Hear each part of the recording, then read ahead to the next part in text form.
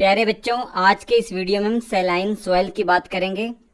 Saline soil आप नाम से ही समझ सकते हैं कि जिस मिट्टी के अंदर साल्ट कंटेंट होगा उसे सैलाइन सॉइल कह देंगे। तो ये कोई स्पेशल मिट्टी नहीं है। जो आप मिट्टी पढ़ चुके हैं जैसे alluvial soil, arid soil, black soil, ये वही सब सॉइल है, बस उसमें अगर साल्ट कंटेंट आ गया तो ये सैलाइन सॉइल कह देंगे। तो सैलाइन सॉइल क्या है? सॉइल का एक नेचर है। अगर साल्ट कंटेंट है तो वो सैलाइन सॉइल कहलाएगा। इसके बाद ये जानिए, इस मिट्टी को उसरा सॉइल के नाम से भी जानते हैं। देखिए, प्राचीन काल में ना दो प्रकार की ही मिट्टी होती थी। दो प्रकार से ही मिट्टी को क्लासिफाइड किया जाता था। जो फर्टाइल है उसे उर्वरा कह दिया जाता था और दूसरी जो बंजर टाइप है उसे ऊसर कह दिया जाता था। तो ये ऊसर सॉइल ही कह सकते हैं आप, या इंग्लिश में इसे उसरा सॉइल कहते हैं। तो सैलाइन सॉइल एक उसरा सॉइल का एग्जाम्पल है। इस मिट्टी के अंदर भारी मात्रा में सोडियम, पोटाशियम और मैग्नीशियम पाया जाता है। इसी कारण से ये इनफर्टाइल है। कारण क्या है कि मिट्टी में साल्ट कंटेंट आने का कारण, मेन कारण क्या है? मेन दो कारण समझिए, एक ड्राई क्लाइमेट और दूसरा पुअर ड्रेनेज सिस्टम। अगर ड्राई क्लाइमेट की बात करें, भारत के अंदर ऐसे एरिड और सेमी एरिड रीजन जहां पर बारिश कम होती हो या ना के बराबर होती हो, वहां की मिट्टियों में साल्ट कंटेंट ज्यादा होता है। कारण क्या है? जैसे अगर मान लीजिए ऐसे रीजन में थोड़ा बहुत जो पानी है उसमें अगर साल्ट कंटेंट है तो जो पानी होगा वो वाष्पित हो जाएगा, वेपोरेट हो जाएगा, तो उसमें बचा हुआ जो साल्ट है वो मिट्टी में मिल जाएगा। तो मिट्टी में साल्ट की अधिकता हो जाएगी। और पुअर ड्रेनेज से आप क्या समझ पा रहे हैं? ऐसे इलाके जहां पर पानी पास नहीं हो पाता, जमीन में ही फंसा रह जाता है, या आप कहें जैसे दलदली क्षेत्र, स्वैम्पी एरिया, तो वहां पे क्या होगा? अगर पानी में साल्ट कंटेंट है तो पानी वाष्पित हो जाएगा और उसमें जो बचा हुआ साल्ट मिट्टी में मिल जाएगा, तो वहां की मिट्टी में भी साल्ट कंटेंट ज्यादा हो जाएगा। दिमाग में ये रखिएगा, जो साल्ट है वो पानी में घुलनशील होता है, पानी में सोल्यूबल होता है। अगर मैं आपसे पूछूं भारत के अंदर कहाँ कहाँ ये मिट्टी पाई जाती है, तो मुख्य तौर पर जो वेस्टर्न गुजरात वाला इलाका है, जो रण ऑफ कच्छ वाला इलाका है ये, और दूसरा ईस्टर्न जो कोस्ट वाला इलाका जहाँ डेल्टा पाए जाते हैं, गोदावरी, कावेरी, कृष्णा के जो डेल्टा वाला इलाका है वहां पर ये मिट्टी पाई जाती है। और तीसरा सुंदरबन का वो इलाका जो वेस्ट बंगाल में है, वहां भी ये मिट्टी पाई जाती है। समझने का प्रयास करें।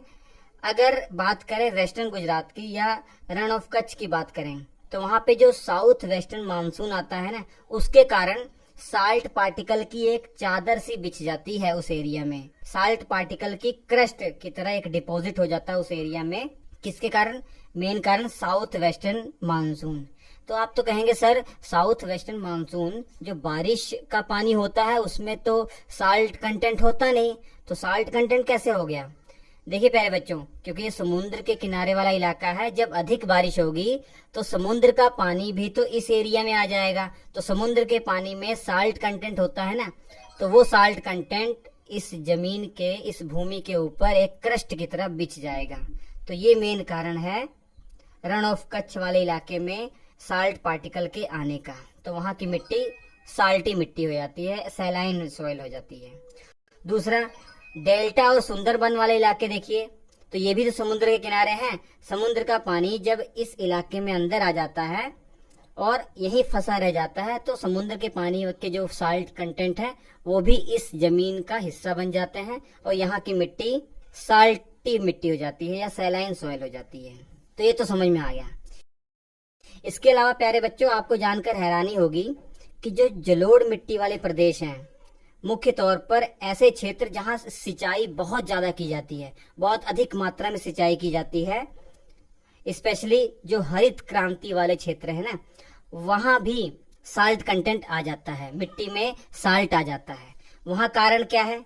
वहां पर कैपिलरी एक्शन देखने को मिलता है।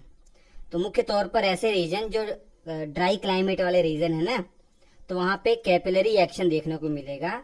कैसे? कैपिलरी एक्शन के तहत जमीन से जो पानी है वो ऊपर की तरफ आता है और अपने साथ साल्ट कंटेंट भी लाएगा, क्योंकि साल्ट जो है वो पानी में घुलनशील है। तो साल्ट पानी के साथ ऊपर आएगा और पानी ऊपर आकर इवेपोरेट होकर, वाष्पित होकर ऊपर चला जाएगा और साल्ट कंटेंट नीचे ही रह जाएगा और मिट्टी में साल्ट पार्टिकल अधिक हो जाएंगे। तो ये एक प्रॉब्लम है, ये मिट्टी की एक प्रॉब्लम है। इसको दूर भी किया जा सकता है, जैसे जिप्सम का प्रयोग करके जो सैलाइन सॉइल है इसमें साल्ट की मात्रा कम की जाती है, या लाइम का भी प्रयोग किया जाता है, या इसके अलावा अगर ड्रेनेज सिस्टम को इम्प्रूव कर दें फिर भी साल्ट की कमी की जा सकती है उसमें। और इसके अलावा जो साल्ट रेजिस्टेंस क्रॉप्स होती हैं, ऐसी फसलें जो साल्ट रेजिस्टेंस हैं, उनको भी उगाया जा सकता है, जैसे बरसीन मान लीजिए। तो ऐसी फसलों को भी उगाकर उस जमीन में साल्ट कंटेंट को कम किया जा सकता है।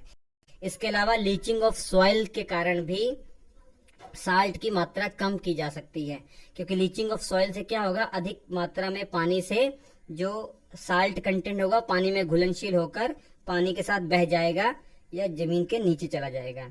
तो ये था प्यारे बच्चों सैलाइन सॉइल। Thank you.